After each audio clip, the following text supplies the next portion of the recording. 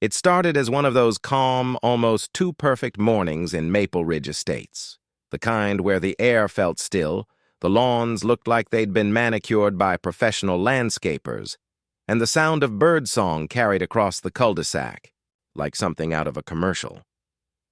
The Turner family, newcomers to the neighborhood, were still adjusting to the suffocating rules of the HOA. But that morning, they thought they were safe. The kids were indoors, settled on the living room couch, watching their favorite cartoon at a perfectly reasonable volume while their parents moved laundry from the washer to the dryer. The sound of the cartoon's theme song floated lazily out, through the slightly open front window, mixing with the breeze. It was harmless, soft enough that anyone walking by would barely register it. Anyone except Karen Wilkins. Karen, the self-proclaimed guardian of Maple Ridge standards, had lived there for over a decade and treated every square inch of the neighborhood like her personal kingdom. She had no official HOA role, but that didn't stop her from patrolling daily, clipboard in hand, always ready to log another violation.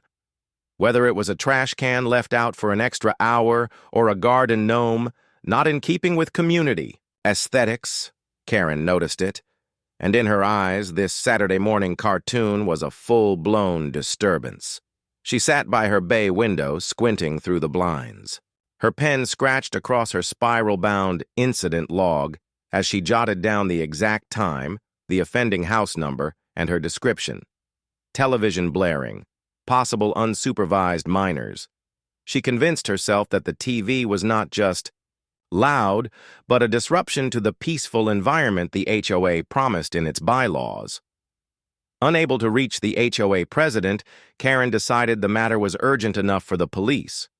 She described the situation over the phone with escalating drama, painting the scene as if she were reporting an ongoing crisis. She hinted at neglect, suggesting the children were left alone, that the noise was beyond reasonable. The Turners, upstairs and unaware, heard none of this. They were too busy folding towels, chatting quietly, and assuming their kids were safe downstairs. 20 minutes later, a patrol car cruised into Maple Ridge Estates. The neighborhood was as silent as ever. The officers stepped out, scanning the immaculate lawns, the identical driveways, the unnervingly perfect symmetry of the cul-de-sac. To their trained ears, the faint sound of cartoons hardly registered as a disturbance. Karen emerged from her house like she'd been waiting for this moment all her life. She waved her arm, ushering the officers toward the Turner home, ready to deliver her version of events. But before she could get far, one officer broke away and began walking toward her instead, their expression unreadable. She slowed, her confidence flickering for just a moment. The other officer remained near the patrol car, speaking quietly into the radio. Karen thought she was about to win yet another neighborhood battle. She was wrong. Karen's shoes clicked, sharply against the pavement as she approached the first officer, chin lifted, fully expecting praise for her civic duty. But the way the officer looked at her, calm, steady, almost amused, made her falter for half a step. Still, she pressed on, gesturing across the street toward the Turner house, convinced she was about to see them reprimanded. The officer didn't follow her pointing finger. Instead, they asked her to step aside for a quick word. Karen assumed it was procedural, perhaps a matter of taking her statement before they addressed the noise. She stood a little taller, certain this was her moment to be the voice of the neighborhood. But within seconds, the tone shifted. The officer's questions were pointed, about her location that morning, about any recent disputes with neighbors, about something entirely unrelated to television volume. Karen blinked in confusion, stumbling over her words. Across the street, the Turners had finally noticed the patrol car. Mr. Turner stepped outside, holding a laundry basket, his brow furrowed in quiet concern. The second officer approached him, calmly, explaining there had been a noise complaint but assuring him there was nothing to worry about. Mr. Turner, puzzled, invited them to check inside. The faint cartoon music still played in the background, but it was obvious to anyone standing in the doorway that the volume was harmless. Meanwhile, the first officer had subtly shifted position so that Karen was now standing closer to the patrol car. Her arms crossed defensively as she insisted she was only trying to maintain community standards. But the officer wasn't writing anything down. Instead, they were listening, observing, and occasionally making notes into a small recorder. From the corner of her eye, Karen noticed a neighbor 2 doors down standing on their porch, phone in hand, recording the entire scene. Another neighbor peeked out from behind a curtain, clearly intrigued by the unfolding drama. Karen's cheeks flushed, but she told herself it was only because the officers weren't moving fast enough to address the offense. Then the first officer's expression changed. No more polite neutrality. They said something quietly into the radio, and the second officer walked briskly back to the car.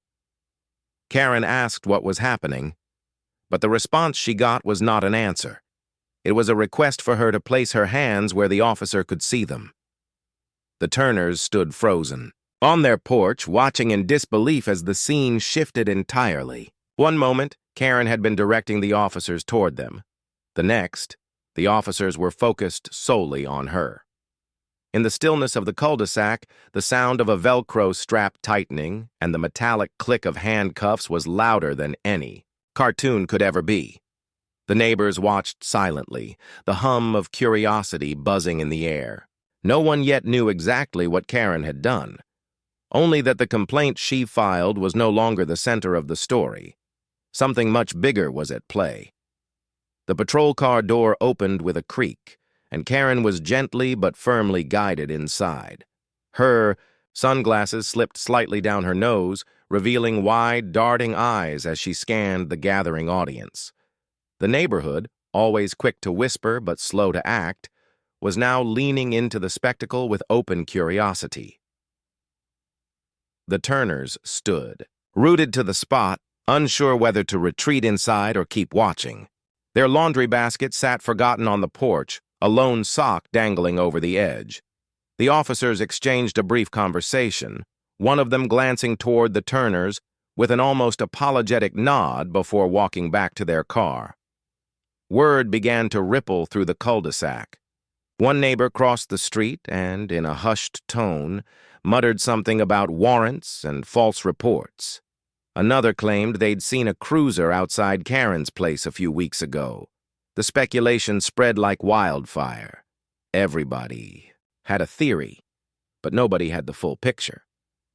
The truth emerged slowly in pieces, like puzzle fragments spilling out of a box. The officers had not come solely for the noise complaint. While Karen had indeed called them about the blaring cartoon, her own name had appeared in their system as the subject of an outstanding warrant.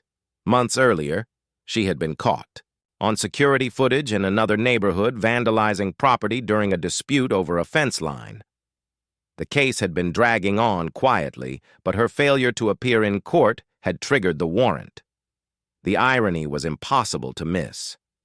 In trying to weaponize the police over the sound of a children's television program, she had effectively invited them to her doorstep, delivering herself right into their hands.